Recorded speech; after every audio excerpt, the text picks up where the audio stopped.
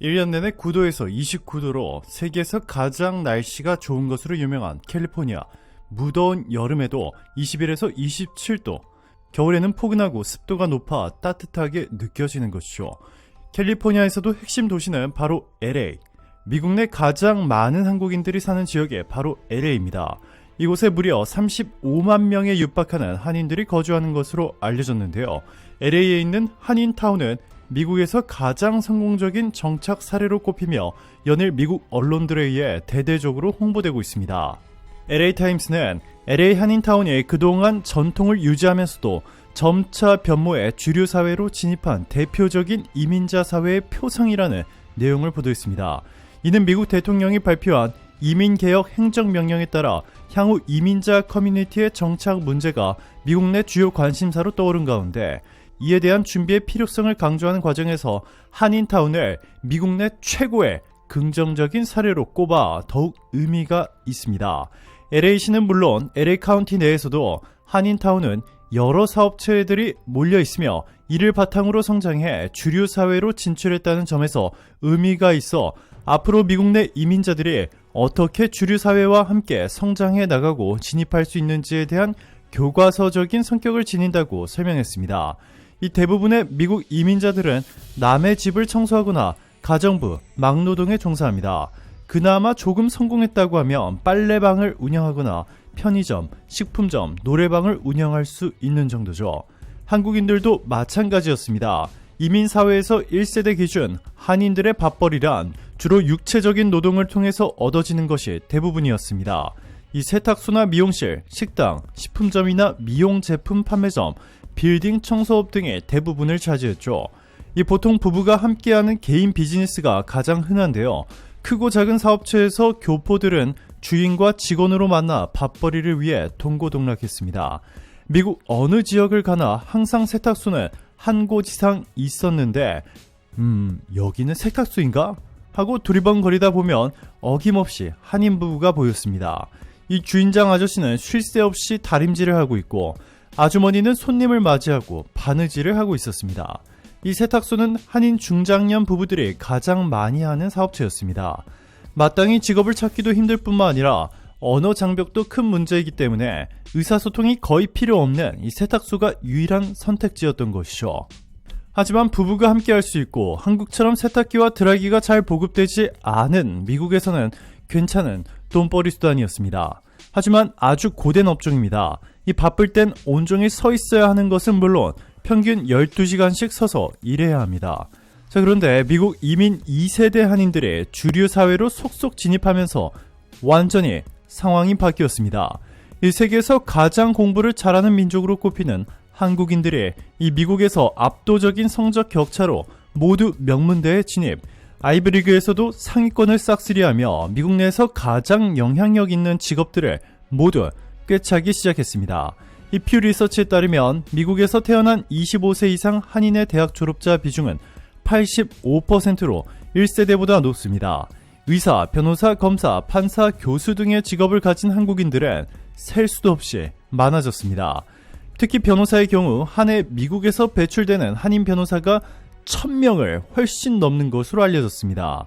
한국에서 1년에 탄생하는 변호사 숫자를 돌파하기도 했는데 올해 2월과 7월 실시된 뉴욕주 변호사 시험 합격자 9,267명의 명단을 분석한 결과 김, 이, 박 등 한국인 성을 가진 합격자가 393명인 것으로 확인됐습니다.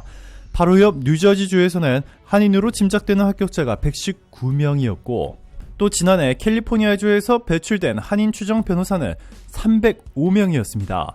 결국 미국의 50개 주 중 뉴욕, 뉴저지, 캘리포니아 3개 주에서 배출되는 한인 변호사만 800명을 넘는다는 얘기입니다. 뉴욕 한인 변호사회 소속 배문경 변호사는 이들 3개 주의 변호사 수가 다른 곳보다 월등히 많은 데다 한인 밀접 지역이긴 하나 미국 전체로 보면 한인 합격자는 1000명을 훨씬 넘을 것이라고 단언했습니다. 그렇다고 해서 미국에서 변호사가 되는 것이 쉬운 것이 절대 아닙니다. 오히려 세계에서 가장 어렵다고 보시면 되는데 이 미국에서 변호사가 되려면 일단 대학 학부 4년 과정을 마친 후 미국 로스쿨을 졸업해야 합니다. 미국 로스쿨 입학은 대학 성적뿐만 아니라 로스쿨 입학 시험까지 모두 최상위권이어야 하며 이 시험을 통과해도 아직 큰 문제가 남아 있습니다. 로스쿨 3년 과정을 마친 후 자신이 활동할 주에서 또다시 변호사 시험을 봐서 합격해야 합니다. 그리고 만약 뉴욕에서 변호사로 일하다가 캘리포니아에서 변호사 활동을 하고 싶다면 이 캘리포니아에서 변호사 시험을 다시 치러야 합니다. 너무나 까다롭죠? 그런데 이렇게 어려운 일을 한국인들이 해내고 있는 것입니다. 가장 중요한 미국 정치에서도 한국인들의 대활약이 펼쳐지고 있습니다. 얼마 전에는 미국 뉴욕에서 한국계 교포가 시의원에 당선돼 화제가 되고 있습니다. 뉴욕 시의원에 한인이 당선된 건 사상 처음이라고 하는데요. 세계 경제, 문화 중심지인 뉴욕의 정책 결정에 한인이 영향력을 행사하게 되면서 뉴욕 한인계가 미 주류 사회로 도약하는 발판이 됐다는 평가가 나왔습니다. 더 놀라운 것은 한 명도 아니고 한 번에 2명이 당선됐습니다. 뉴욕타임스는 3일 뉴욕시의회 23선거구에서 민주당 린다 이 뉴욕 한인봉사센터 회장의 당선이 확정됐다고 보도했습니다. 두 아이의 엄마인 이 당선인은 바너드 칼리지를 졸업하고 컬럼비아대에서 석사학위를 받았습니다. 뉴욕시 시민참여위원회 위원으로 활동하는 한편 교육, 노인, 의료, 노동력 개발 등의 분야를 다루는 KSC를 이끌어왔습니다. 2015년에 뉴욕주 인가를 받아 최초로 한국계 미국인 커뮤니티를 위한 정신병원을 설립했습니다. 26선거구에선 민주당 줄리 원 후보가 당선됐습니다. 1998년 IMF 금융위기 당시에 미국으로 이주한 이민 1.5세대인 원 후보는 시러큐스대 졸업 뒤 IBM에서 경력을 쌓은 진보 성향 정치인입니다. 그는 모든 주민이 주거, 의료, 초고속 인터넷에 접근할 수 있도록 하겠다는 공약을 내걸었습니다. 또 적정 가격 주택 보급 필요성을 제기해 유권자들의 공감을 얻었습니다. 이뿐만 아니라 한국계 연방 하원 의원 4명도 모두 연임에 성공하는 등 한국인들이 미국 정치권에서 차지하는 영향력이 너무나 무서운 속도로 강력해지고 있습니다. 특히 메릴린 스트릭랜드 연방 하원 의원은 자신이 순자라는 한국명을 가지고 있다며 워싱턴 DC 의회 의사당에서 열린 연방 하원 의원 취임식에서 최초로 한복을 입고 선서를 해 화제가 된 바 있습니다. 메릴린 스트릭랜드 의원은 자신의 트위터를 통해 어머니와 전통에 대한 경애 그리고 미국의 중요한 가치인 다양성을 위해 봉사하겠다는 것을 보여주기 위해 한복을 입고 나왔다면서 선서 장면을 올렸습니다. 여기에 주 상원의원 2명과 주 하원의원 14명까지 포함하면 미 전역의 한국계의 정치적 영향력은 너무나도 막강해졌습니다. 미국인들이 미국 내 한국인 정치인들에 열광하는 이유는 놀라웠습니다. 이 미국인들은 한국인들은 매우 성실하고 정직하다. 그리고 무엇보다 미국인들의 감동을 주는 인생 스토리가 있다. 라고 전하며 선거에서 한국계 정치인을 뽑은 이유를 설명했습니다. 실제로 한국계로 42년 만에 캘리포니아주 상원에 당선된 데이비드 민은 펜실베니아대 와튼스쿨과 하버드 법대를 졸업하고 증권거래위원회의 검사로 일했습니다.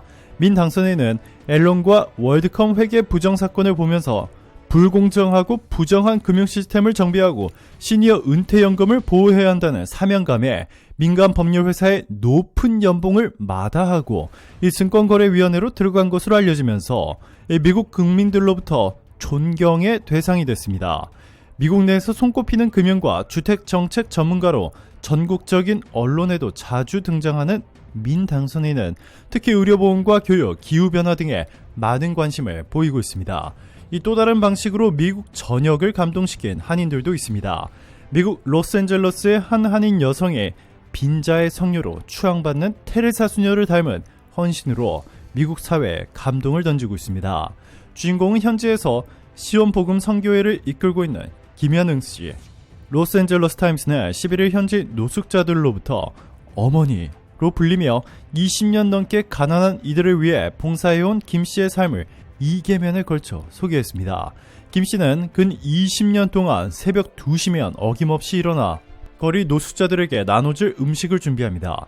4시면 차를 몰고 나가 다리 밑과 공원, 거리 모퉁이들을 돌면서 노숙자들에게 음식을 제공합니다. 차에는 바나나 2박스, 물 25리터, 빵 400개, 200명분의 스프, 포도와 양말, 옷가지들이 실려 있습니다.